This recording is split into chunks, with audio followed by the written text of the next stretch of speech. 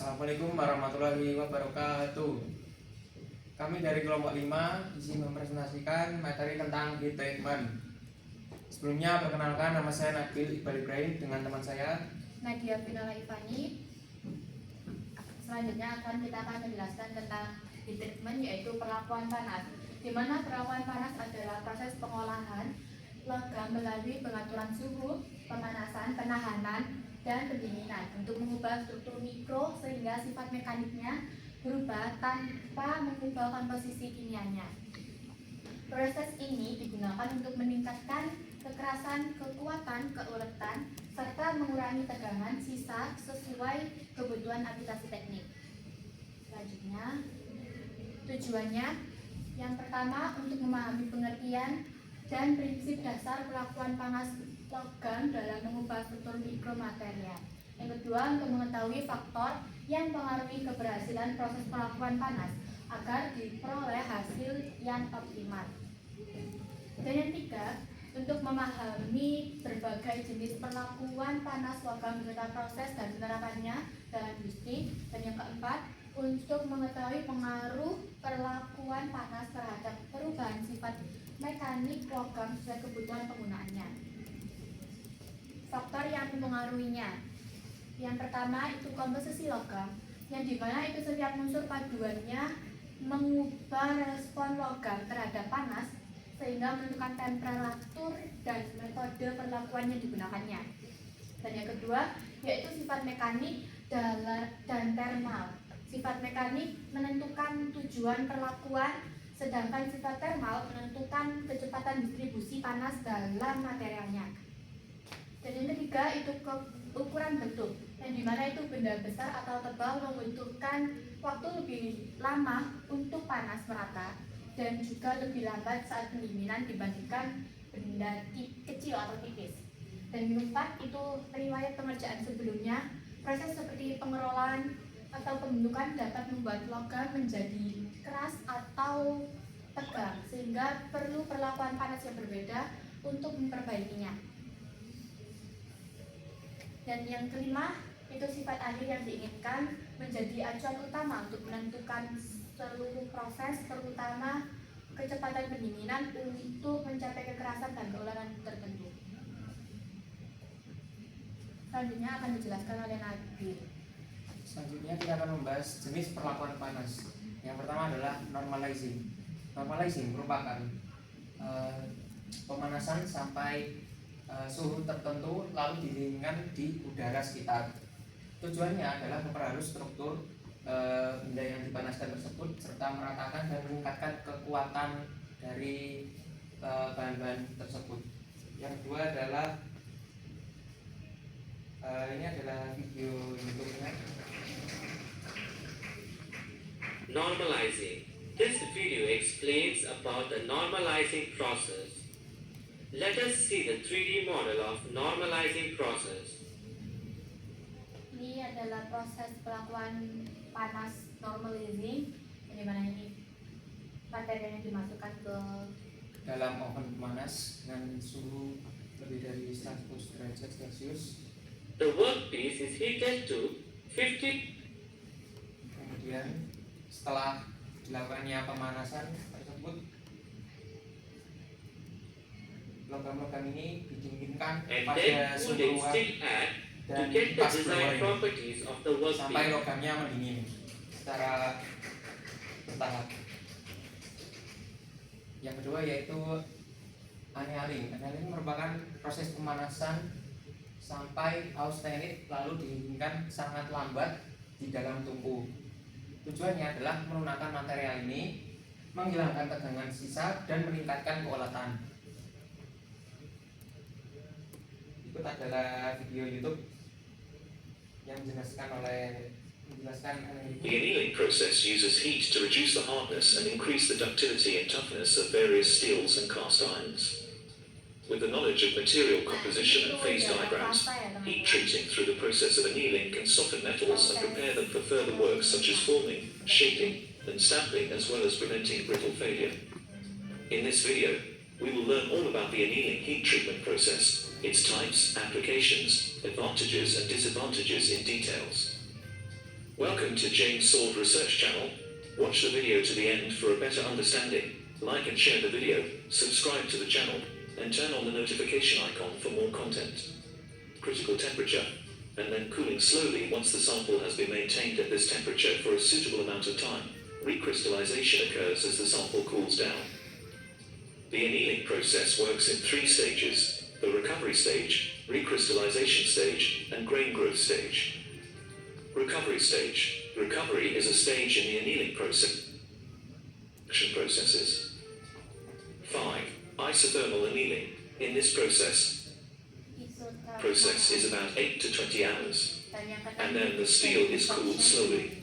The diffusion annealing goals are to homogenize the composition and organization and to remove dendritic and regional segregation, also called incomplete crystallization annealing.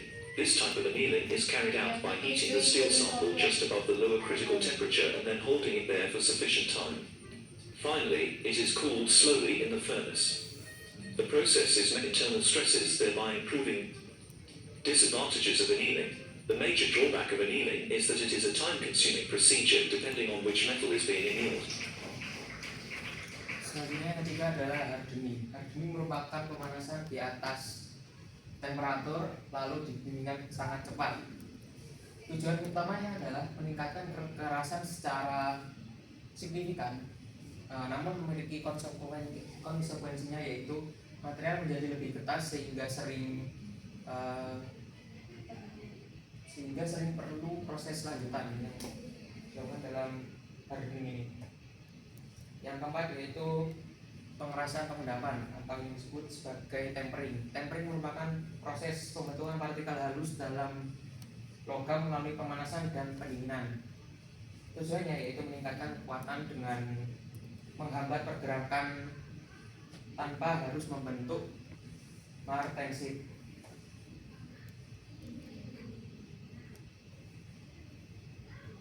Tempering process.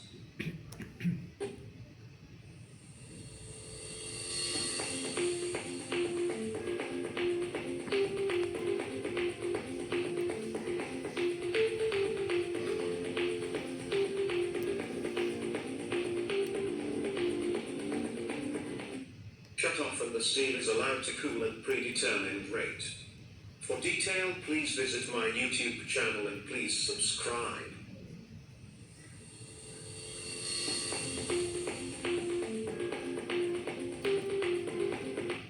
Room temperature and the lower critical temperature.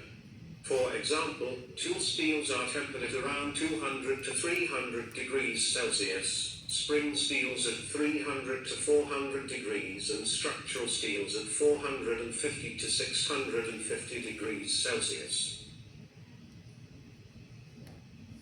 Dwelling.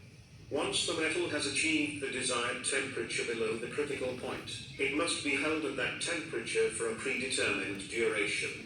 The duration depends on the type of steel, component. Yang proses kelima ini adalah proses quenching, adalah heat transfer, yaitu perpindahan panas dengan laju yang sangat cepat. Pada perlakuan quenching ini terjadi percepatan pendinginan dari temperatur akhir pelakuan dan mengalami perubahan dari austenit menjadi bainit dan martensite untuk menghasilkan kekuatan dan kekerasan yang tinggi. Perlakuan panas pada logam non-ferro. Perlakuan panas pada logam ferro adalah proses pemanasan dan pendinginan terkontrol untuk memperbaiki sifat mekaniknya tanpa mengubah komposisi kimia utama dalam logam tersebut. Logam non-ferro itu sendiri adalah logam yang tidak mengandung besi seperti Fe, aluminium, tembaga, magnesium, dan lain-lain. Yang kedua, perlakuan panas pada aluminium. Perlakuan panas pada aluminium adalah umumnya dilakukan melalui proses solution heat treatment, quenching, dan etching. Aluminium dipanaskan hingga unsur paduannya larut sempurna. Kemudian didinginkan cepat agar struktur tersebut terkunci. Setelah itu dilakukan proses penuaan atau etching untuk membentuk partikel halus yang dapat meningkatkan kekuatan dan kekerasan. Hasilnya, aluminium menjadi lebih kuat tetapi tetap ringan sehingga digunakan pada industri otomotif dan pesawat. Selanjutnya, perlakuan panas pada magnesium. Perlakuan panas pada magnesium adalah perlakuan panas yang digunakan hampir sama dengan aluminium, yaitu solution treatment dan etching. Proses ini bertujuan untuk meningkatkan kekuatan dan ketahanan korosi. Namun magnesium lebih sensitif terhadap suhu tinggi, sehingga proses pemanasannya harus dikontrol dengan hati-hati. Selanjutnya, perlakuan panas pada tembaga. Perlakuan panas pada tembaga umumnya mengalami perlakuan panas berupa annealing. Proses ini dilakukan dengan memanaskan tembaga lalu mendinginkannya secara perlahan untuk menghilangkan tegangan dalam akibat proses pengerjaan sebelumnya. Hasilnya tembaga jauh lebih lunak, bulat dan mudah dibentuk, sehingga cocok digunakan untuk kabel listrik dan pipa. Selanjutnya, perlakuan panas pada kuningan. Pada kuningan ini, perlakuan panas juga berupa annealing. Proses ini dilakukan untuk mengembalikan sifat keuletan setelah material mengalami pengerjaan dingin seperti penarikan atau penekanan. Dengan annealing ini, kuningan menjadi lebih mudah dibentuk kembali tanpa mengalami retak, sehingga banyak digunakan komponen mesin dan aksesoris. Perlakuan panas pada perunggu selanjutnya. Sedangkan pada perunggu itu dari paduannya itu kan ada dari perunggu tersebut itu tembaga dan timah paduannya. Perlakuan panas umumnya berupa annealing dan stress relieving.